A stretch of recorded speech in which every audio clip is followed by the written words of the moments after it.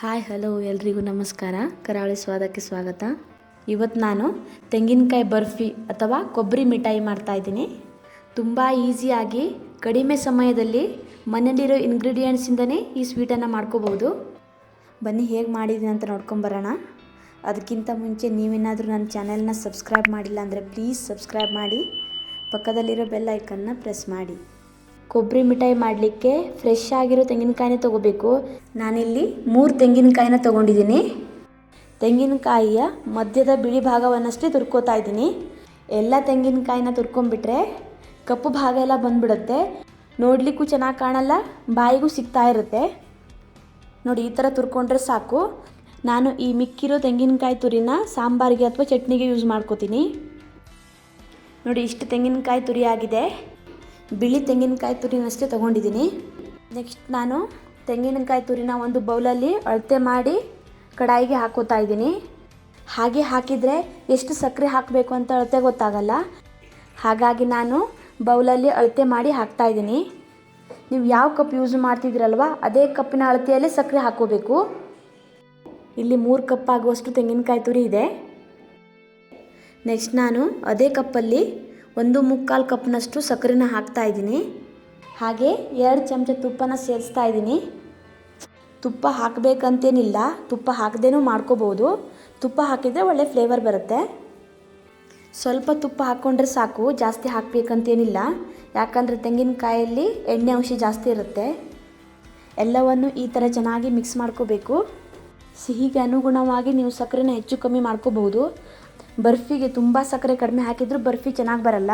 ಹಾಗಾಗಿ ಸಕ್ಕರೆ ನೋಡಿಬಿಟ್ಟು ಹಾಕ್ಕೊಳ್ಳಿ. ಸಕ್ಕರೆ ಬದಲು ನೀವು ಬೆಲ್ಲ ಸಹ ಹಾಕೋಬೋದು. ಬೆಲ್ಲ ಹಾಕೋದ್ರಿಂದನೂ ಟೇಸ್ಟ್ ತುಂಬಾ ಚೆನ್ನಾಗಿ ಬರುತ್ತೆ.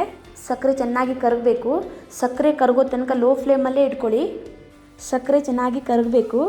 ಸಕ್ಕರೆ ಅಂಶ ಎಲ್ಲ ತೆಂಗಿನಕಾಯಿ ಚೆನ್ನಾಗಿ ಹಿರ್ಕೋಬೇಕು. ಆವಾಗಲೇ ಬರ್ಫಿ ಚೆನ್ನಾಗಿ ಬರುತ್ತೆ. ನೋಡಿ, ಸಕ್ಕರೆ ಚೆನ್ನಾಗಿ ಕರಗಿದೆ, ಸ್ವಲ್ಪ ನೀರು ಥರ ಆಗಿದೆ. ನಾನಿಲ್ಲಿ 1/4 ಚಮಚ ಏಲಕ್ಕಿ ಪುಡಿನ ಹಾಕೋತಾ ಇದ್ದೀನಿ. ಏಲಕ್ಕಿ ಪುಡಿ ಹಾಕೋದ್ರಿಂದ ಫ್ಲೇವರ್ ತುಂಬ ಚೆನ್ನಾಗಿ ಬರುತ್ತೆ. ಚೆನ್ನಾಗಿ ಮಿಕ್ಸ್ ಮಾಡ್ಕೋತಾ ಇದ್ದೀನಿ. ನೀವು ತೆಂಗಿನಕಾಯಿ ತುರಿನ ಮಿಕ್ಸಿಲಿ ಪುಡಿ ಮಾಡ್ಕೊಂಡಾದರೂ ಹಾಕೋಬೋದು. ನಾನು ಆ ಥರ ಮಾಡ್ತಾ ಇಲ್ಲ. ನಾನು ಗ್ಯಾಸ್ನ ಮಧ್ಯಮ ಉರಿಯಲ್ಲಿ ಇಟ್ಕೊಂಡು ಚೆನ್ನಾಗಿ ಮಿಕ್ಸ್ ಮಾಡ್ಕೋತಾ ಇದ್ದೀನಿ. ಸ್ವಲ್ಪ ನೀರಿನ ಅಂಶ ಹೋಗೋ ತನಕ ಈ ಥರ ಕೈಯಾಡಿಸ್ತಾ ಇರಬೇಕು. ನೀವು ಕೊಬ್ಬರಿ ಮಿಠಾಯಿ ಮಾಡುವಾಗ ಆದಷ್ಟು ಫ್ರೆಶ್ ಕಾಯಿನೇ ಯೂಸ್ ಮಾಡಿ, ತುಂಬ ಚೆನ್ನಾಗಿ ಬರುತ್ತೆ. ತುಂಬ ಎಳೆದಾಗಿರೋ ತೆಂಗಿನಕಾಯಿ ಯೂಸ್ ಮಾಡಿದರೂ ಚೆನ್ನಾಗಿ ಬರಲ್ಲ.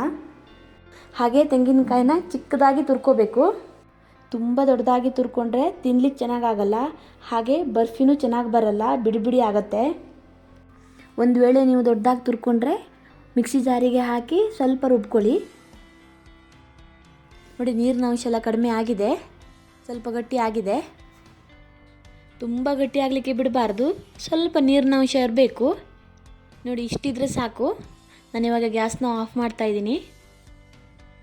ನಾನಿಲ್ಲಿ ಟ್ರೇಗೆ ತುಪ್ಪನ ಹಚ್ಚಿಟ್ಟಿದ್ದೆ. ಎಲ್ಲವನ್ನು ಟ್ರೇಗೆ ಹಾಕ್ತಾಯಿದ್ದೀನಿ. ಟ್ರೇಗೆ ಹಾಕಿದ ಮೇಲೆ ಈ ಥರ ಚೆನ್ನಾಗಿ ಸೆಟ್ ಮಾಡಬೇಕು. ಬಿಸಿ ಇರುವಾಗಲೇ ಮಾಡಬೇಕು. ತಣ್ಣದ ಮೇಲೆ ಗಟ್ಟಿ ಆಗಿಬಿಡುತ್ತೆ, ಹಾಗಾಗಿ ಆಮೇಲೆ ಮಾಡೋಕ್ಕಾಗಲ್ಲ. ಬಿಸಿ ಇರುವಾಗಲೇ ಬೇಗ ಈ ಥರ ಮಾಡ್ಕೋಬೇಕು.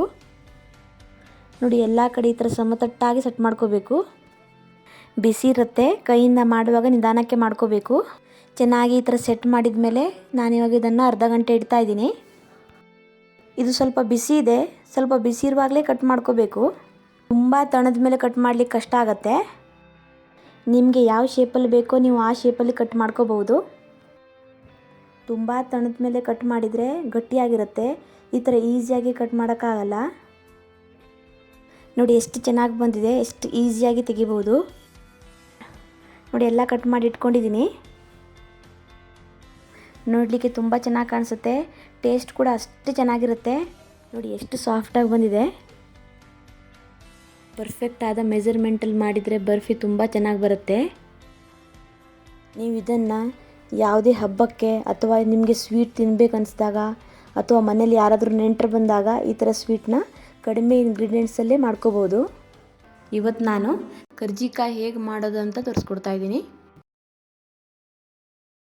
ಇದು ಹೊರಗಡೆಯಿಂದ ಕ್ರಿಸ್ಪಿಯಾಗಿ ಒಳಗಡೆ ಸಾಫ್ಟಾಗಿರುತ್ತೆ. ಹೇಗೆ ಮಾಡಿದ್ದೀನಿ ಅಂತ ನೋಡ್ಕೊಂಬರೋಣ. ನಾನಿಲ್ಲಿ ಒಂದು ಅಗಲವಾದ ಪಾತ್ರೆ ತೊಗೊಂಡು ಅದರಲ್ಲಿ 1 ಕಪ್ ಮೈದಾ, 3/4 ಕಪ್ ಸಣ್ಣ ರವೆ ಅಥವಾ ಚಿರೋಟಿ ರವೆ ತೊಗೊಂಡಿದ್ದೀನಿ. ನೀವು ಸಣ್ಣ ರವೆ ಇಲ್ಲ ಅಂದರೆ ದೊಡ್ಡ ರವೆ ಆದರೂ ತೊಗೋಬಹುದು. ದೊಡ್ಡ ರವೆ ತೊಗೊಳ್ಳೋದಾದ್ರೆ ನೀವು 2-3 ಚಮಚ ಸೇರಿಸಿ. ರವೆ ಹಾಕೋದ್ರಿಂದ ಕರ್ಜಿಕಾಯಿ ತುಂಬ ಕ್ರಿಸ್ಪಿಯಾಗಿ ಬರುತ್ತೆ. ರುಚಿಗೆ ತಕ್ಕಷ್ಟು ಉಪ್ಪನ್ನ ಸೇರಿಸ್ಕೊತಾ ಇದ್ದೀನಿ. 1 ಚಮಚ ಸಕ್ಕರೆ ಪುಡಿನ ಸೇರಿಸ್ಕೊತಾ ಇದ್ದೀನಿ. ನೀವು ಉಪ್ಪು ಸೇರಿಸಲ್ಲ ಅಂದರೆ ಸಕ್ಕರೆ ಪುಡಿನ ಸ್ವಲ್ಪ ಜಾಸ್ತಿ ಸೇರಿಸ್ಕೊಳ್ಳಿ. ಸಕ್ಕರೆ ಸೇರಿಸೋದ್ರಿಂದ ಕಲರ್ ಸಹ ಚೆನ್ನಾಗಿ ಬರುತ್ತೆ. 3-4 ಚಮಚ ಬಿಸಿ ಮಾಡಿದ ಎಣ್ಣೆನ ಸೇರಿಸ್ತಾ ಇದ್ದೀನಿ. ನಿಮಗೆ ಎಣ್ಣೆ ಬೇಡ ಅಂದರೆ ತುಪ್ಪ ಅಥವಾ ಬೆಣ್ಣೆನ ಸಹ ಬಿಸಿ ಮಾಡಿ ಹಾಕ್ಬೋದು. ತುಂಬ ಬಿಸಿ ಇದೆ, ಸ್ಪೂನ್ ಸಹಾಯದಿಂದ ಮಿಕ್ಸ್ ಮಾಡ್ತಾ ಇದ್ದೀನಿ. ಬಿಸಿ ಎಣ್ಣೆ ಹಾಕೋದ್ರಿಂದ ಕರ್ಜಿಕಾಯಿ ತುಂಬ ಕ್ರಿಸ್ಪಿಯಾಗಿ ಬರುತ್ತೆ. ಎಣ್ಣೆಯಲ್ಲೇ ಹಿಟ್ಟನ್ನ ಈ ಥರ ಚೆನ್ನಾಗಿ ಮಿಕ್ಸ್ ಮಾಡ್ಕೋಬೇಕು. ಸ್ವಲ್ಪ ತಣ್ಣಗಾದ್ಮೇಲೆ ಕೈಯಿಂದ ಚೆನ್ನಾಗಿ ಮಿಕ್ಸ್ ಮಾಡಬೇಕು. ಮೈದಾ ಒಂದನ್ನೇ ಯೂಸ್ ಮಾಡಿ ಮಾಡ್ಬೋದು. ಕ್ರಿಸ್ಪಿಯಾಗಿ ಬರಬೇಕಂದ್ರೆ ಸ್ವಲ್ಪ ರವೆ ಸೇರಿಸಿದ್ರೆ ಕರ್ಜಿಕಾಯಿ ತುಂಬ ಕ್ರಿಸ್ಪಿಯಾಗಿ ಬರುತ್ತೆ. ಮೈದಾ ರವೆ ಎಲ್ಲ ಚೆನ್ನಾಗಿ ಹೊಂದ್ಕೊಳ್ಳೋ ಥರ ಚೆನ್ನಾಗಿ ಮಿಕ್ಸ್ ಮಾಡ್ಕೋಬೇಕು. ನೋಡಿ, ಈ ಥರ ಉಂಡೆ ಆಗಬೇಕು. ಚೆನ್ನಾಗಿ ಮಿಕ್ಸ್ ಮಾಡಿದ ಮೇಲೆ ಹೊಂದ್ಕೊಳ್ಳೋ ಥರ ಚೆನ್ನಾಗಿ ಮಿಕ್ಸ್ ಆದಮೇಲೆ ಸ್ವಲ್ಪ ನೀರನ್ನ ಸೇರಿಸಿ ಮಿಕ್ಸ್ ಮಾಡ್ಕೋಬೇಕು. ಒಂದೇ ಸಲ ಜಾಸ್ತಿ ನೀರು ಹಾಕ್ಲಿಕ್ಕೆ ಹೋಗಬಾರ್ದು. ಚೂರು ನೀರು ಹಾಕಿ ಕಲಿಸ್ಕೊತಾ ಹೋಗಬೇಕು. ಒಂದೇ ಸಲ ಜಾಸ್ತಿ ನೀರು ಹಾಕಿದರೆ ತೆಳ್ಳಗಾಗ್ಬಿಡುತ್ತೆ. ಚಪಾತಿ ಹಿಟ್ಟಿಗೆ ಹೇಗೆ ಕಲಿಸ್ಕೊತೀವಲ್ಲ ಹಾಗೆ ಕಲಿಸ್ಕೊಂಡ್ರೆ ಸಾಕು. ಹಿಟ್ಟು ಎಷ್ಟು ಚೆನ್ನಾಗಿ ಕಲಿಸ್ಕೊತೀವಲ್ಲ ಕರ್ಜಿಕಾಯಿ ಅಷ್ಟೇ ಚೆನ್ನಾಗಿ ಬರುತ್ತೆ. ಹಿಟ್ಟನ್ನ ಚೆನ್ನಾಗಿ ಕಲಿಸ್ಕೋಬೇಕು. ಹಿಟ್ಟು ಕಲಿಸ್ಕೊಂಡಾದಮೇಲೆ 3-4 ನಿಮಿಷ ಚೆನ್ನಾಗಿ ನಾದ್ಕೋಬೇಕು. ನೋಡಿ, ಹಿಟ್ಟನ್ನ ಚೆನ್ನಾಗಿ ನಾದ್ಕೊಂಡಿದ್ದೀನಿ. ನಾದ್ಕೊಂಡಾದಮೇಲೆ ಹಿಟ್ಟನ್ನ 1-2 ಗಂಟೆ ಹಾಗೆ ಇಡಬೇಕು. ನೀವು ಬರೀ ಮೈದಾಯಿಂದ ಮಾಡಿದರೆ 15 ನಿಮಿಷ ಇಟ್ಟರೆ ಸಾಕು. ಗಾಳಿಗೆ ಒಣಗಬಾರ್ದು ಅಂತ ಒಂದು ಬಟ್ಟೆಲಿ ಈ ಥರ ಮುಚ್ಚಿಡ್ತಾ ಇದ್ದೀನಿ. ನೆಕ್ಸ್ಟ್ ಈಗ ಹೂರಣಕ್ಕೆ ರೆಡಿ ಮಾಡಿ ಇಟ್ಕೊಳ್ಳೋಣ. ನಾನಿಲ್ಲಿ ಒಂದು ಪ್ಯಾನ್ನ ಗ್ಯಾಸ್ ಮೇಲಿಟ್ಟು 1/4 ಕಪ್ ಆಗುವಷ್ಟು ಬಿಳಿ ಎಳ್ಳನ್ನ ಸೇರಿಸ್ಕೊತಾ ಇದ್ದೀನಿ. ಲೋ ಫ್ಲೇಮಲ್ಲಿ 2-3 ನಿಮಿಷ ಹುರ್ಕೋಬೇಕು. ಸ್ವಲ್ಪ ಬ್ರೌನ್ ಕಲರ್ ಬರುವವರೆಗೂ ಸರಿಯಾಗಿ ಹುರ್ಕೋಬೇಕು.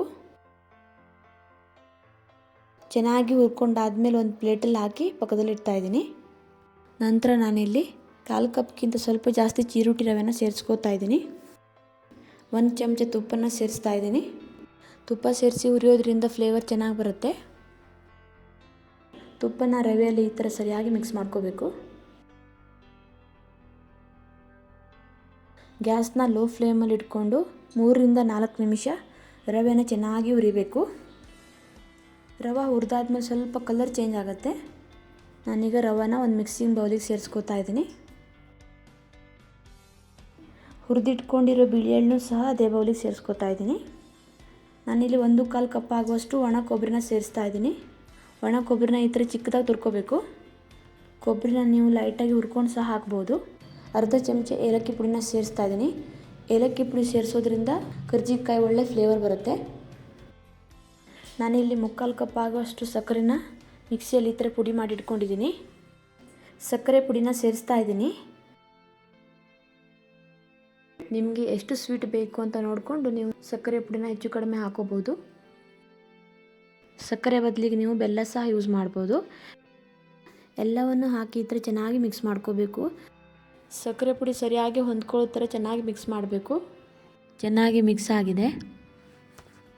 ಹಿಟ್ಟನ್ನ 1 ಗಂಟೆ ಆದಮೇಲೆ ತೆಗಿತಾ ಇದ್ದೀನಿ. ಮತ್ತೆ ಹಿಟ್ಟನ್ನ ಚೆನ್ನಾಗಿ ನಾದ್ಕೋಬೇಕು.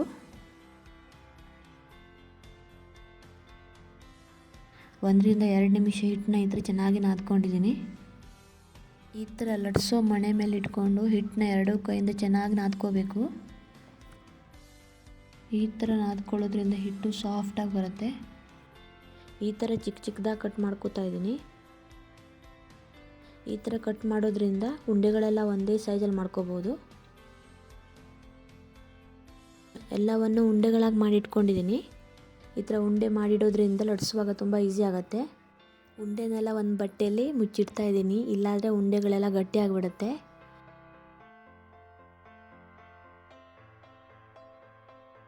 ಒಂದು ಉಂಡೆನ ತಗೊಂಡು ಸ್ವಲ್ಪ ಈ ಥರ ಪ್ರೆಸ್ ಮಾಡಿ ಸ್ವಲ್ಪ ಮೈದಾ ಹಿಟ್ಟನ್ನ ಈ ಥರ ಹಾಕ್ಕೊಂಡು ಲಟ್ಸ್ಕೋತಾ ಇದ್ದೀನಿ. ಪೂರಿ ಸೈಜಲ್ಲಿ ಲಟ್ಸ್ಕೋಬೇಕು. ತುಂಬ ತೆಳ್ಳಗೂ ಇರಬಾರ್ದು, ದಪ್ಪನೂ ಇರಬಾರ್ದು. ಪೂರಿ ಥರ ಲಟ್ಸ್ಕೊಂಡ್ರೆ ಸಾಕು. ನೋಡಿ, ರೆಡಿ ಆಗಿದೆ. ಈ ಥರ ಇರಬೇಕು. ನೋಡಿ, ಇಷ್ಟು ತೆಳ್ಳಗೆ ಲಟ್ಸ್ಕೊಂಡ್ರೆ ಸಾಕು. ನಾವು ಇದಕ್ಕೆ ಸ್ಟಫಿಂಗ್ ಮಾಡಬೇಕು. ಇವಾಗ ಹೂರಣನ ಈ ಥರ ಮಧ್ಯದಲ್ಲಿ ಹಾಕೋಬೇಕು.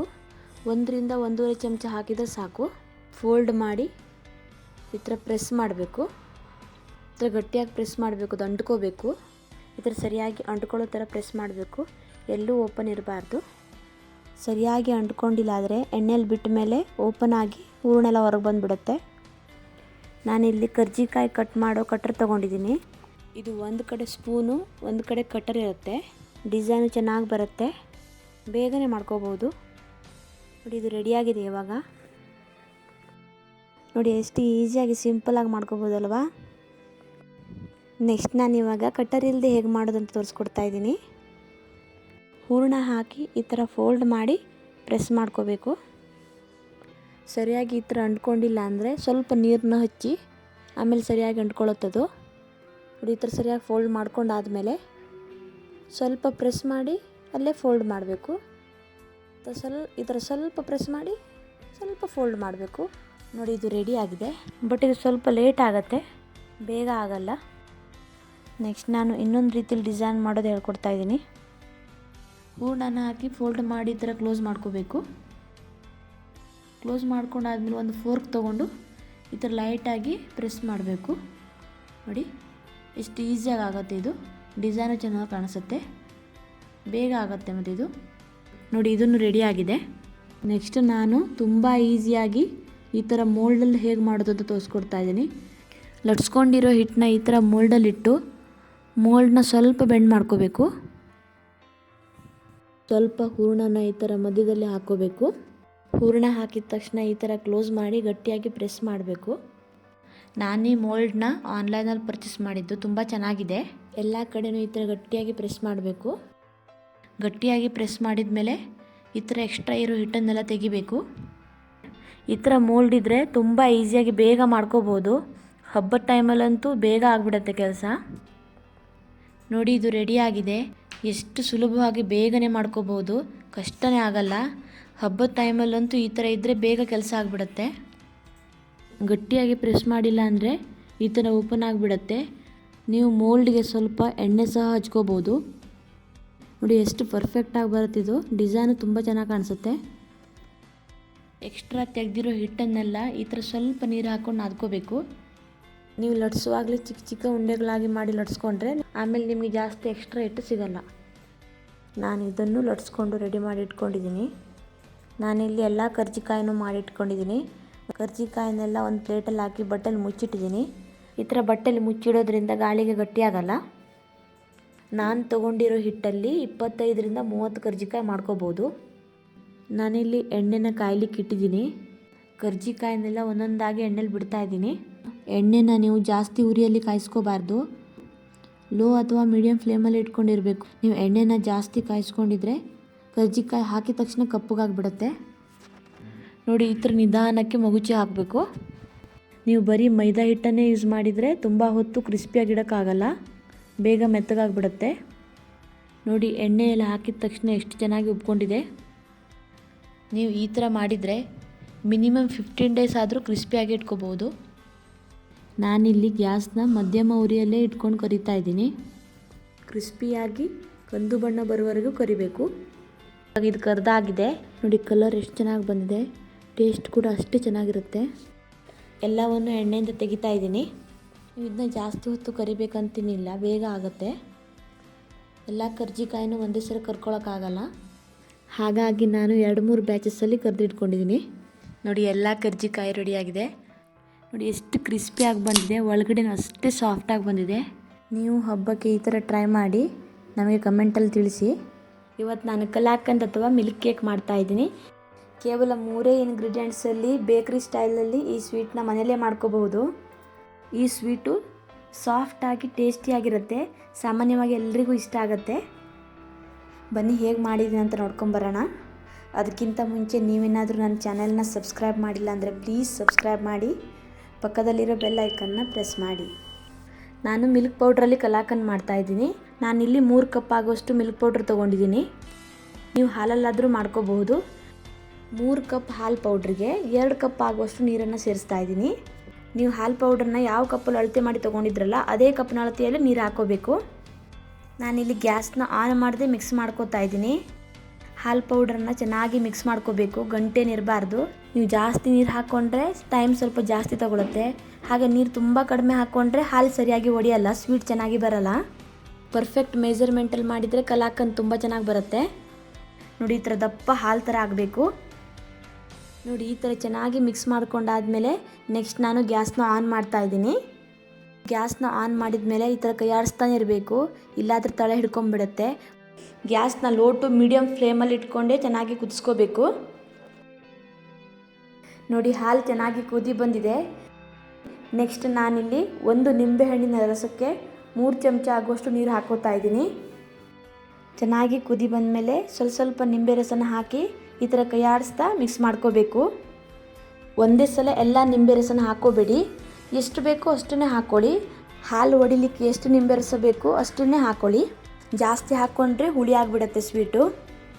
ನೋಡಿ ಹಾಲು ಚೆನ್ನಾಗಿ ಒಡೆದಿದೆ. ನೀವು ನಿಂಬೆ ರಸದ ಬದಲು ವಿನಿಗರ್ನಾದರೂ ಯೂಸ್ ಮಾಡ್ಬೋದು. ವಿನಿಗರ್ ಯೂಸ್ ಮಾಡುವಾಗಲೂ ಅಷ್ಟೇ ಸ್ವಲ್ಪ ನೀರನ್ನ ಮಿಕ್ಸ್ ಮಾಡ್ಕೊಳ್ಳಿ. ನೋಡಿ ಹಾಲು ಒಡೆದ ಮೇಲೆ ನೀರು ಸಪ್ರೇಟ್ ಆಗುತ್ತೆ. ಈ ನೀರೆಲ್ಲ ಚೆನ್ನಾಗಿ ಡ್ರೈ ಆಗಬೇಕು. ನೀವು ಮಿಲ್ಕ್ ಪೌಡ್ರಿಗೆ ಜಾಸ್ತಿ ನೀರು ಹಾಕಿದರೆ ಈ ನೀರೆಲ್ಲ ಡ್ರೈ ಆಗಲಿಕ್ಕೆ ಸ್ವಲ್ಪ ಜಾಸ್ತಿ ಟೈಮ್ ತೊಗೊಳುತ್ತೆ. ನೋಡಿ ನೀರಿನ ಅಂಶ ಎಲ್ಲ ಕಡಿಮೆ ಆಗಿದೆ. ನೆಕ್ಸ್ಟ್ ನಾನಿಲ್ಲಿ ಸಕ್ಕರೆನ ಸೇರಿಸ್ತಾ ಇದ್ದೀನಿ. ನಾನಿಲ್ಲಿ 1/4 ಕಪ್ ಆಗುವಷ್ಟು ಸಕ್ಕರೆನ ಸೇರಿಸಿದ್ದೀನಿ. ಸಕ್ಕರೆ ಎಲ್ಲ ಕರಗೋ ತನಕ ಈ ಥರ ಚೆನ್ನಾಗಿ ಮಿಕ್ಸ್ ಮಾಡ್ಕೋಬೇಕು. ನಿಮಗೆ ಎಷ್ಟು ಸಿಹಿ ಬೇಕು ಅಂತ ನೋಡಿಕೊಂಡು ಸಕ್ಕರೆ ಕ್ವಾಂಟಿಟಿನ ಹೆಚ್ಚು ಕಡಿಮೆ ಮಾಡ್ಕೋಬಹುದು. ನೋಡಿ ಸಕ್ಕರೆ ಚೆನ್ನಾಗಿ ಕರಗಿ ಸ್ವಲ್ಪ ನೀರು ಥರ ಆಗಿದೆ. ಈ ನೀರಿನ ಅಂಶ ಎಲ್ಲ ಕಡಿಮೆ ಆಗಿ ಸ್ವಲ್ಪ ಗಟ್ಟಿ ಆಗೋ ತನಕ ಈ ಥರ ಕೈ ಆಡಿಸ್ತಾನೆ ಇರಬೇಕು. ನೋಡಿ ಸ್ವಲ್ಪ ಗಟ್ಟಿ ಆಗಿದೆ, ಇನ್ನು ಸ್ವಲ್ಪ ಗಟ್ಟಿ ಆಗಬೇಕು. ನೀವು ಬೇಕಾದರೆ ಇದಕ್ಕೆ 1 ಚಮಚ ತುಪ್ಪನೂ ಸಹ ಹಾಕೋಬಹುದು. ನಾನಿಲ್ಲಿ ತುಪ್ಪ ಏನೂ ಹಾಕ್ತಾ ಇಲ್ಲ. ತುಂಬ ಗಟ್ಟಿ ಮಾಡ್ಕೊಳ್ಳಿಕ್ಕೆ ಹೋಗಬೇಡಿ, ಹಲ್ವಾ ಗಟ್ಟಿ ಆಗಿಬಿಡುತ್ತೆ. ನೋಡಿ ಇಷ್ಟಾದರೆ ಸಾಕು. ನಾನಿವಾಗ ಗ್ಯಾಸ್ನ ಆಫ್ ಮಾಡ್ತಾ ಇದ್ದೀನಿ. ನಾನೊಂದು ಟ್ರೇಯಲ್ಲಿ ಬಟರ್ ಪೇಪರ್ನ ಹಾಕಿ ಅದರ ಮೇಲೆ ಹಾಕ್ತಾಯಿದ್ದೀನಿ. ತುಂಬ ಬಿಸಿ ಇರುತ್ತೆ, ನಿಧಾನಕ್ಕೆ ಹಾಕೋಬೇಕು. ಬಿಸಿ ಇರುವಾಗಲೇ ಈ ಥರ ಸೆಟ್ ಮಾಡ್ಕೋಬೇಕು. ಗಟ್ಟಿ ಆದಮೇಲೆ ಸೆಟ್ ಮಾಡೋಕ್ಕಾಗಲ್ಲ. ನೀವು ಬೇಕಾದರೆ ಬಟರ್ ಪೇಪರ್ಗೆ ಸ್ವಲ್ಪ ತುಪ್ಪನೂ ಸವರ್ಕೋಬಹುದು. ನೋಡಿ ಈ ಥರ ಚೆನ್ನಾಗಿ ಸೆಟ್ ಮಾಡ್ಕೊಂಡಾಗಿದೆ. ಇದನ್ನು ತಣಿಲಿಕ್ಕೆ ಬಿಡಬೇಕು. ನಾನು 1 ಗಂಟೆ ತಣಿಲಿಕ್ಕೆ ಹಾಗೆ ಬಿಡ್ತಾಯಿದ್ದೀನಿ. ನೋಡಿ ಚೆನ್ನಾಗಿ ತಣಿದಿದೆ. ನಾನಿವಾಗ ಒಂದು ಪ್ಲೇಟ್ ಮೇಲಿಟ್ಟು ಬಟರ್ ಪೇಪರ್ನ ತೆಗಿತಾ ಇದ್ದೀನಿ. ನೋಡಿ ಕಲಾಕಂದ್ ಎಷ್ಟು ಚೆನ್ನಾಗಿ ಬಂದಿದೆ ಅಲ್ವಾ, ನೋಡ್ಲಿಕ್ಕೆ ತುಂಬ ಚೆನ್ನಾಗಿ ಕಾಣಿಸುತ್ತೆ. ನಾನಿವಾಗ ಕಟ್ ಮಾಡ್ಕೋತಾ ಇದ್ದೀನಿ. ನಿಮಗೆ ಯಾವ ಶೇಪಲ್ಲಿ ಬೇಕೋ ನೀವು ಆ ಶೇಪಲ್ಲಿ ಕಟ್ ಮಾಡ್ಕೋಬಹುದು. ನೋಡಿ ಮಿಲ್ಕ್ ಕೇಕ್ ಅಥವಾ ಕಲಾಕಂದ್ ರೆಡಿ ಆಗಿದೆ. ನೋಡಿ ಎಷ್ಟು ಚೆನ್ನಾಗಿ ಬಂದಿದೆ ನೋಡಿ. ತಿನ್ನಲಿಕ್ಕೆ ಸಾಫ್ಟಾಗಿ ತುಂಬ ಚೆನ್ನಾಗಾಗತ್ತೆ. ನೋಡಿ ಎಷ್ಟು ಸಾಫ್ಟಾಗಿ ಬಂದಿದೆ. ಕೇವಲ 3 ಇಂಗ್ರೀಡಿಯೆಂಟ್ಸ್ ಇದ್ದರೆ ಸಾಕು, ತುಪ್ಪನೂ ಸಹ ಹಾಕಬೇಕಂತಿಲ್ಲ. ಏನಾದರೂ ಸ್ವೀಟ್ ತಿನ್ನಬೇಕನ್ನಿಸ್ದಾಗ ಬೇಕ್ರಿ ಸ್ಟೈಲಲ್ಲಿ ಈ ಥರ ಈಸಿಯಾಗಿ ಮನೆಯಲ್ಲೇ ಸ್ವೀಟ್ ಮಾಡ್ಕೋಬಹುದು. ಇವತ್ತು ನಾನು ಹೋಳಿಗೆ ಮಾಡ್ತಾಯಿದ್ದೀನಿ. ನಾನಿಲ್ಲಿ ತೊಗರಿಬೇಳೆ ಹಾಕಿ ಹೋಳಿಗೆ ಮಾಡ್ತಾಯಿದ್ದೀನಿ. ಬನ್ನಿ ಹೇಗೆ ಮಾಡಿದ್ದೀನಿ ಅಂತ ನೋಡ್ಕೊಂಬರೋಣ. ನಾನಿಲ್ಲಿ 1 ಕಪ್ ಮೈದಾ ಹಿಟ್ಟು ತೊಗೊಂಡಿದ್ದೀನಿ. ಚಿಟಿಕೆಯಷ್ಟು ಉಪ್ಪು, ಸ್ವಲ್ಪವೇ ಸ್ವಲ್ಪ ಅರಿಶಿನ ಹಾಕಿ ಚೆನ್ನಾಗಿ ಮಿಕ್ಸ್ ಮಾಡ್ಕೋಬೇಕು. ಅರಿಶಿನ ಬೇಕಿದ್ದರೆ ಹಾಕೋಬಹುದು, ಕಲರ್ಗೋಸ್ಕರ ಹಾಕೋದಷ್ಟೇ. ಅರಿಶಿನ ಹಾಕೋದ್ರಿಂದ ಹೋಳಿಗೆ ಕಲರ್ ಚೆನ್ನಾಗಿ ಬರುತ್ತೆ.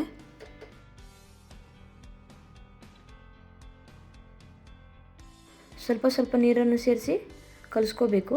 ಒಂದೇ ಸಲ ಜಾಸ್ತಿ ನೀರು ಹಾಕಿದರೆ ತೆಳ್ಳಗಾಗತ್ತೆ.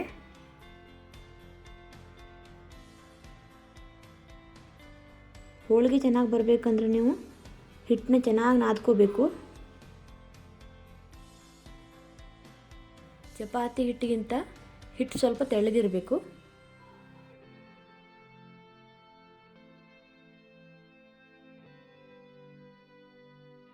ಸ್ವಲ್ಪ ಎಣ್ಣೆನ ಸೇರಿಸಿ ಹಿಟ್ಟನ್ನ ಚೆನ್ನಾಗಿ ನಾದ್ಕೋಬೇಕು. ನಾನಿಲ್ಲಿ 2 ಚಮಚ ಎಣ್ಣೆನ ತೊಗೊಂಡಿದ್ದೀನಿ. ಕಲಿಸುವಾಗ ಹಿಟ್ಟು ಕೈಗೆ ಅಂಟ್ಕೊಂಡ್ರೆ ಕೈಗೆ ಸ್ವಲ್ಪ ಎಣ್ಣೆನ ಹಚ್ಕೊಳ್ಳಿ. ಹಿಟ್ಟನ್ನ ಚೆನ್ನಾಗಿ ನಾದ್ಕೋಬೇಕು. ನಾನಿಲ್ಲಿ 5 ನಿಮಿಷ ಹಿಟ್ಟನ್ನ ಚೆನ್ನಾಗಿ ನಾದಿದ್ದೀನಿ. ನೀವು ಎಷ್ಟು ಚೆನ್ನಾಗಿ ಕಣಕ ರೆಡಿ ಮಾಡ್ತೀರೋ ಹೋಳಿಗೆ ಅಷ್ಟು ಚೆನ್ನಾಗಿ ಬರುತ್ತೆ. ನೋಡಿ ಈ ಥರ ಸರಿಯಾಗಿ ನಾದಬೇಕು ಹಿಟ್ಟನ್ನ. ಹಿಟ್ಟು ನಾದ್ಕೊಂಡಾಗಿದೆ. ನಾನಿದಕ್ಕೆ 2 ಚಮಚ ಎಣ್ಣೆನ ಸೇರಿಸಿ 1 ಅವರ್ ಹಿಟ್ಟನ್ನ ಹಾಗೆ ಇಡ್ತಾ ಇದ್ದೀನಿ.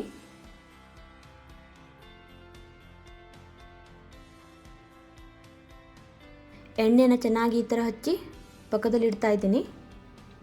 ನೆಕ್ಸ್ಟ್ ನಾನಿಲ್ಲಿ ಹೂರಣ ರೆಡಿ ಮಾಡಲಿಕ್ಕೆ ಬೇಳೆನ ಬೇಯಿಸ್ಕೊತಾ ಇದ್ದೀನಿ. 6 ಕಪ್ ನೀರನ್ನ ಕುದಿಲಿಕ್ಕೆ ಇಟ್ಟಿದ್ದೀನಿ. 1 ಚಮಚ ಎಣ್ಣೆನ ಸೇರಿಸಿ ನೀರು ಚೆನ್ನಾಗಿ ಕುದಿ ಬರೋ ತನಕ ಕಾಯಿಸಬೇಕು. ನಾನಿಲ್ಲಿ 1.5 ಕಪ್ ತೊಗರಿಬೇಳೆ ತೊಗೊಂಡಿದ್ದೀನಿ. ಬೇಳೆನ ಚೆನ್ನಾಗಿ ತೊಳೆದು ಕುದಿಯುವ ನೀರಿಗೆ ಹಾಕ್ಕೋತಾ ಇದ್ದೀನಿ. ಯಾವುದೇ ಕಾರಣಕ್ಕೂ ಬೇಳೆನ ತಣ್ಣೀರಿಗೆ ಹಾಕಬಾರ್ದು, ಚೆನ್ನಾಗಿ ಕುದಿಯುವ ನೀರಿಗೆ ಹಾಕಬೇಕು. ಕುಕ್ಕರಲ್ಲಿ ಬೇಳೆ ಬೇಯಿಸೋದ್ರಿಂದ ಬೇಳೆ ಮೆತ್ತಗಾಗುತ್ತೆ. ಹಾಗಾಗಿ ನಾನಿಲ್ಲಿ ಪಾತ್ರೆಯಲ್ಲಿ ಬೇಯಿಸ್ಕೊತಾ ಇದ್ದೀನಿ. ಬೇಳೆ ಬೇಯ್ತಾ ಇದೆ, ನೋಡೋಣ ಬೇಳೆ ಬೆಂದಿದೆ ಅಂತ. ಒಂದು ಬೇಳೆನ ತಗೊಂಡು ಈ ಥರ ಪ್ರೆಸ್ ಮಾಡಬೇಕು. ಪ್ರೆಸ್ ಮಾಡಿದಾಗ ನಿಮಗೆ ಗಟ್ಟಿ ಇರಬಾರ್ದು, ಈ ಥರ ಪುಡಿ ಆಗಬೇಕು. ಆವಾಗ ಬೇಳೆ ಚೆನ್ನಾಗಿ ಬೆಂದಿದೆ ಅಂತ. ಬೇಳೆನ ಜಾಸ್ತಿ ಮೆತ್ತಗೂ ಬೇಯಿಸ್ಕೋಬಾರ್ದು, ಈ ಥರ ಇದ್ದರೆ ಸಾಕು. ಸೋಸ್ಕೋತಾ ಇದ್ದೀನಿ ಇವಾಗ. ಬೇಳೆಯಲ್ಲಿ ನೀರಿರಬಾರ್ದು, ಹೂರಣ ತೆಳ್ಳಗಾಗ್ಬಿಡುತ್ತೆ. 5 ನಿಮಿಷ ಹಾಗೆ ಇಡ್ತಾ ಇದ್ದೀನಿ. ಈ ಬೇಳೆ ನೀರಿಂದ ನೀವು ರಸಮ್ ಅಥವಾ ಸಾಂಬಾರೇನಾದರೂ ಮಾಡ್ಕೋಬಹುದು. ನಾನು ರಸಮ್ ಮಾಡಬೇಕಂತ ಇಟ್ಕೊಂಡಿದ್ದೀನಿ. ನೆಕ್ಸ್ಟ್ ನಾನಿಲ್ಲಿ ಹೂರಣ ಮಾಡಲಿಕ್ಕೆ ಬೆಲ್ಲನ ಸೋಸ್ಕೋತಾ ಇದ್ದೀನಿ. ನಾನಿಲ್ಲಿ 1 ಕಪ್ಪಷ್ಟು ಬೆಲ್ಲ ತೊಗೊಂಡಿದ್ದೀನಿ. 1-2 ಚಮಚ ನೀರು ಸೇರಿಸ್ಕೋತಾ ಇದ್ದೀನಿ. ಜಾಸ್ತಿ ನೀರು ಸೇರಿಸಿದರೆ ಹೂರಣ ತೆಳ್ಳಗಾಗತ್ತೆ, ಅದಕ್ಕೆ ಸ್ವಲ್ಪ ನೀರು ತೊಗೋಬೇಕು. ಬೆಲ್ಲದಲ್ಲಿ ಏನಾದರೂ ಇರಬಹುದಂತ ಬೆಲ್ಲನ ಕಾಯಿಸ್ಕೋತಾ ಇದ್ದೀನಿ. ನೀವು ಬೇಕಾದರೆ ಹಾಗೆ ಡೈರೆಕ್ಟಾಗಿ ಯೂಸ್ ಮಾಡಬಹುದು, ಚೆನ್ನಾಗಿದ್ದರೆ ಬೆಲ್ಲ ಚೆನ್ನಾಗಿ ಕರಗೋ ತನಕ ಕಾಯಿಸಬೇಕು. ನೋಡಿ ಚೆನ್ನಾಗಿ ಕರಗಿದೆ ಬೆಲ್ಲ.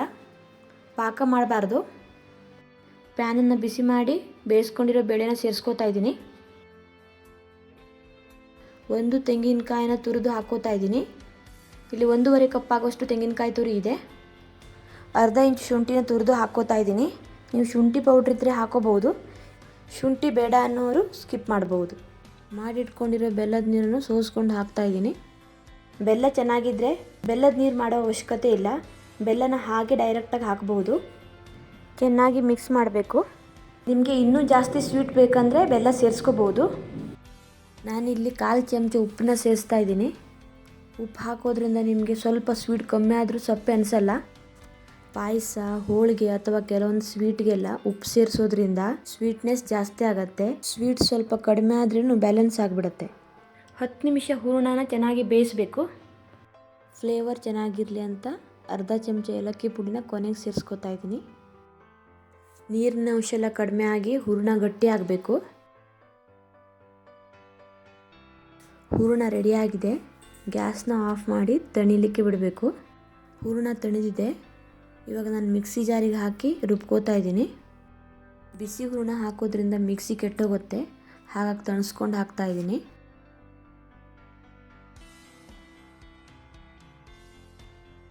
ರುಬ್ಕೊಂಡಿರೋ ಹೂರಣನೆಲ್ಲ ಬೌಲಿಗೆ ಹಾಕ್ಕೋತಾ ಇದ್ದೀನಿ. ನಾನಿಲ್ಲಿ 2 ಬ್ಯಾಚಸಲ್ಲಿ ರುಬ್ಕೋತಾ ಇದ್ದೀನಿ. ರುಬ್ಬುವಾಗ ನೀರು ಸೇರಿಸಬಾರ್ದು. ನೋಡಿ ಹೀಗೆ ರುಬ್ಕೊಂಡ್ರೆ ಸಾಕು. ಸ್ವಲ್ಪ ಹೂರಣನ ತೊಗೊಂಡು ಈ ಥರ ಉಂಡೆ ಮಾಡ್ಕೋತಾ ಇದ್ದೀನಿ. ನೋಡಿ ಇಷ್ಟು ಉಂಡೆ ಮಾಡ್ಕೊಂಡಿದ್ದೀನಿ. ಉಳಿದಿರೋ ಹೂರಣನೆಲ್ಲ ಫ್ರಿಜ್ಜಲ್ಲಿ ಇಟ್ಕೋತಾ ಇದ್ದೀನಿ. 1 ಅವರ್ ಆದಮೇಲೆ ಕಣ್ಕನ ಇನ್ನೊಂದು ಸರಿ ನಾದ್ಕೋತಾ ಇದ್ದೀನಿ. ಚೆನ್ನಾಗಿ ನಾದ್ಕೋಬೇಕು. ಹೋಳಿಗೆ ಚೆನ್ನಾಗಿ ಆಗಬೇಕು ಅಂದರೆ ಕಣ್ಕನ ಚೆನ್ನಾಗಿ ನಾದ್ಕೊಳ್ಳೋದು ಮುಖ್ಯ. ಪರ್ಫೆಕ್ಟಾಗಿ ಬಂದಿದೆ ಕಣ್ಕದ ಟೆಕ್ಸ್ಚರು.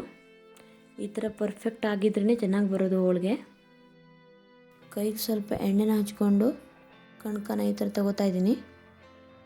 ಕಣ್ಕ ಯಾವಾಗಲೂ ಹೂರಣದಕ್ಕಿಂತ ಅರ್ಧದಷ್ಟು ಇರಬೇಕು, ಅಥವಾ ಅರ್ಧಕ್ಕಿಂತ ಸ್ವಲ್ಪ ಜಾಸ್ತಿ ಇದ್ರೂ ಓಕೆ. ನಾನಿಲ್ಲಿ ಪರ್ಚಿಮೆಂಟ್ ಪೇಪರ್ಗೆ ಎಣ್ಣೆನ ಹಚ್ಕೋತಾ ಇದ್ದೀನಿ. ನೀವು ಪರ್ಚಿಮೆಂಟ್ ಪೇಪರ್ ಇಲ್ಲಾಂದರೆ ಬಾಳೆ ಎಲೆ, ಹೋಳಿಗೆ ಶೀಟು, ಬಟರ್ ಪೇಪರ್ ಯಾವುದನ್ನಾದರೂ ಯೂಸ್ ಮಾಡ್ಬೋದು. ಸ್ವಲ್ಪ ಕಣ್ಕ ತೊಗೊಂಡು ಈ ಥರ ಹಡ್ಕೋಬೇಕು. ಕಣ್ಕ ತಗೊಳ್ಳೋಕ್ಕಿಂತ ಮುಂಚೆ ಕೈಗೆ ಸ್ವಲ್ಪ ಎಣ್ಣೆ ಹಾಕ್ಕೊಂಡ್ರೆ ಕೈಗೆ ಅಂಟ್ಕೊಳ್ಳಲ್ಲ. ಈ ಥರ ಸ್ವಲ್ಪ ಹರಡ್ಕೊಂಡು ಹೂರಣದ ಉಂಡೆನ ಮಧ್ಯದಲ್ಲಿಟ್ಟು ಎಲ್ಲ ಕಡೆಯಿಂದ ಕವರ್ ಮಾಡಬೇಕು.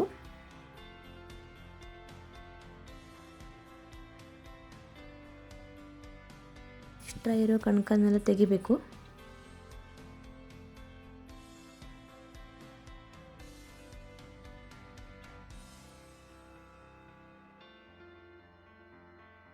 ಕಣ್ಕನ ಈ ಥರ ಸರಿಯಾಗಿ ಚೆನ್ನಾಗಿ ಕವರ್ ಮಾಡಬೇಕು.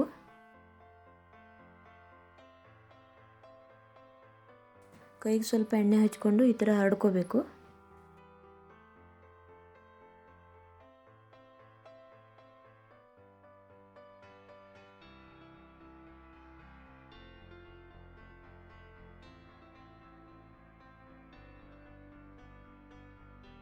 ಇನ್ನೊಂದು ಪರ್ಚ್ಮೆಂಟ್ ಪೇಪರ್ಗೆ ಎಣ್ಣೆ ಹಚ್ಕೊಂಡು ಈ ಥರ ಮೇಲೆ ಇಟ್ಕೋತಾ ಇದ್ದೀನಿ. ಸ್ವಲ್ಪ ಕೈಯಿಂದ ಈ ಥರ ಹರಡ್ಕೋತಾ ಇದ್ದೀನಿ.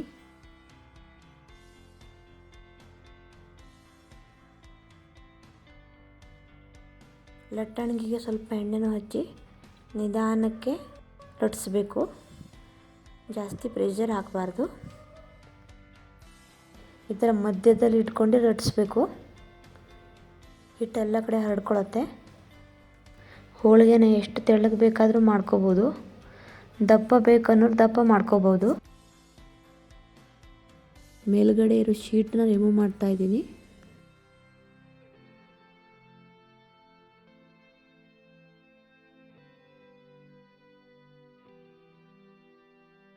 ಇನ್ನೊಂದು ಹೋಳಿಗೆನ ಲಟ್ಟಣಿಗೆ ಇಲ್ಲದೆ ಕೈಯಲ್ಲೇ ಮಾಡಿ ತೋರಿಸ್ತಾ ಇದ್ದೀನಿ. ನಿಮಗೆ ಯಾವ ಥರ ಈಸಿನೋ ಆ ಥರ ಮಾಡ್ಕೋಬೋದು.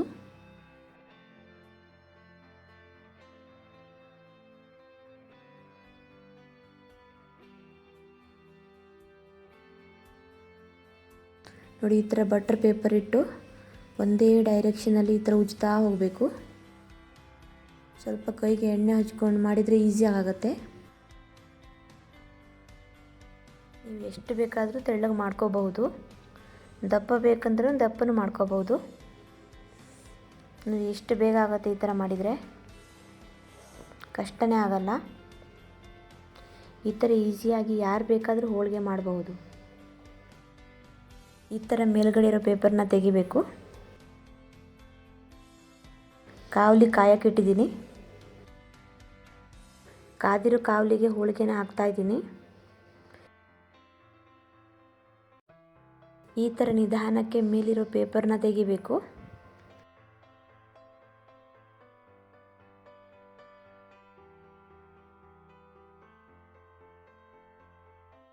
ಹೋಳಿಗೆನ ಮಗ್ಚಿ ಹಾಕಿ ತುಪ್ಪನ ಮೇಲೆ ಹಾಕೋತಾ ಇದ್ದೀನಿ. ನೀವು ಎಣ್ಣೆ ಬೇಕಾದರೂ ಹಾಕೋಬೋದು. ಮಧ್ಯಮ ಉರಿಯಲ್ಲಿ ಇಟ್ಕೊಂಡು ಎರಡೂ ಕಡೆ ಚೆನ್ನಾಗಿ ಬೇಯಿಸ್ಕೋಬೇಕು.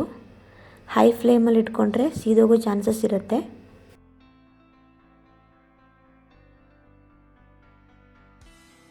ಹೋಳಿಗೆನ ಜಾಸ್ತಿ ಹೊತ್ತು ಬೇಯಿಸಬಾರ್ದು. 2 ಅಥವಾ 3 ಸಲ ಮಗುಚಿ ಹಾಕಿದರೆ ಸಾಕು. ಜಾಸ್ತಿ ಹೊತ್ತು ಬೇಯಿಸಿದರೆ ಹೋಳಿಗೆ ಹಾರ್ಡ್ ಆಗುತ್ತೆ. ಹಬ್ಬಕ್ಕೆ ಬಿಸಿ ಬಿಸಿ ಹೋಳಿಗೆ ರೆಡಿಯಾಗಿದೆ.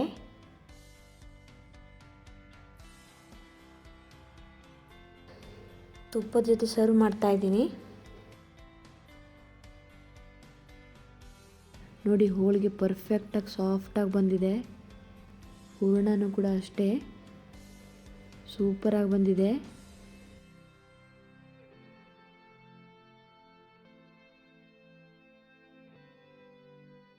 ಹಬ್ಬಕ್ಕೆ ಈ ಥರ ಈಸಿಯಾಗಿ ಯಾರು ಬೇಕಾದರೂ ಮಾಡ್ಕೋಬೋದು. ಇವತ್ತಿನ ವಿಡಿಯೋ ನಿಮಗೆ ಇಷ್ಟ ಆಗಿದೆ ಅನ್ಕೋತೀನಿ. ಇಷ್ಟ ಆದರೆ ಲೈಕ್ ಮಾಡಿ, ಶೇರ್ ಮಾಡಿ, ಕಮೆಂಟ್ ಮಾಡಿ, ಸಬ್ಸ್ಕ್ರೈಬ್ ಮಾಡಲಿಕ್ಕೆ ಮರಿಬೇಡಿ. Thanks for watching.